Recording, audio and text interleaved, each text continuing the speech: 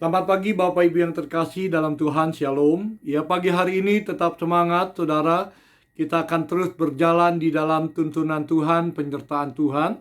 Saya percaya bahwa Tuhan tidak akan pernah tinggalkan orang benar. Dan Tuhan tetap akan membawa setiap orang benar ke dalam satu destiny Allah dan menjadi pemenang, bahkan lebih daripada pemenang. Katakan amin. Nah, saudara, mari kita baca firman Tuhan dalam Kisah Rasul yang ke-28, ayat yang pertama sampai dengan ayat yang ke-6 menjadi ayat bacaan kita. Dikatakan Paulus di Malta. Setelah kami tiba dengan selamat di pantai, barulah kami tahu bahwa daratan itu adalah Pulau Malta. Penduduk dikatakan pulau itu sangat ramah terhadap kami. Garis bawahi, ramah terhadap kami. Mereka menyalakan api besar dan mengajak kami semuanya ke situ karena telah mulai hujan dan hawanya dingin. Ketika Paulus memungut seberkas ranting-ranting dan meletakkannya di atas api, keluarlah seekor ular beludak, karena panasnya api itu lalu menggigit tangannya. Ketika orang itu melihat ular itu terpaut di tangan Paulus, mereka berkata seorang kepada yang lain, orang itu sudah pasti seorang pembunuh, sebab meskipun ia telah luput dari laut, ia tidak dibiarkan hidup oleh Dewi Keadilan.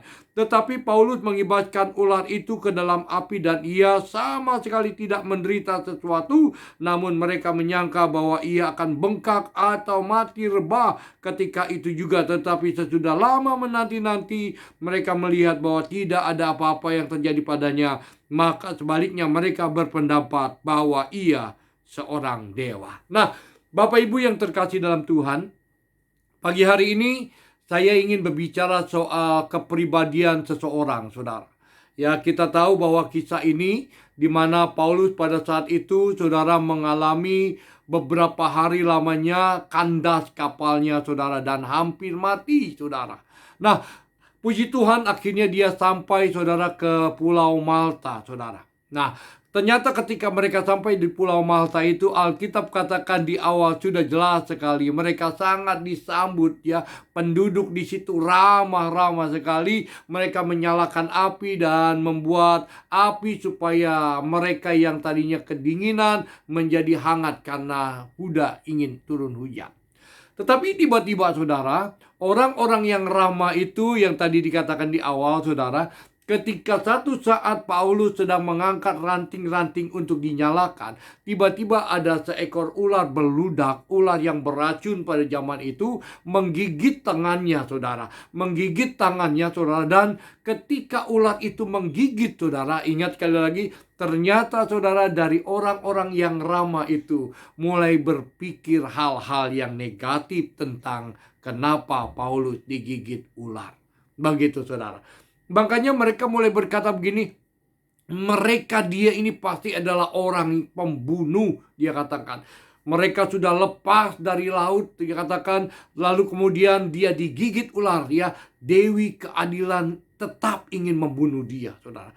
Jadi dari orang-orang yang ramah, saudara, tiba-tiba, saudara, ketika melihat ada celah, seorang Paulus ternyata digigit ular, mulai timbul pikiran-pikiran negatif, saudara. Mulai berkembang, saudara, ketika Paulus mengibaskannya, saudara, mereka mulai berkata, bentar lagi bengkak dan bentar lagi akan rebah dan mati, saudara. Nah, saudara yang terkasih dalam Tuhan, kadangkala hidup kita tuh seperti itu, Di sisi lain kita ramah, saudara, tetapi di sisi lain kita julid, saudara. Di sisi lain, saudara, kita kayaknya kelihatannya seperti malaikat, saudara. Tetapi di sisi lain, saudara, kita mulai berpikir seperti malaikat maut. Begitu, saudara.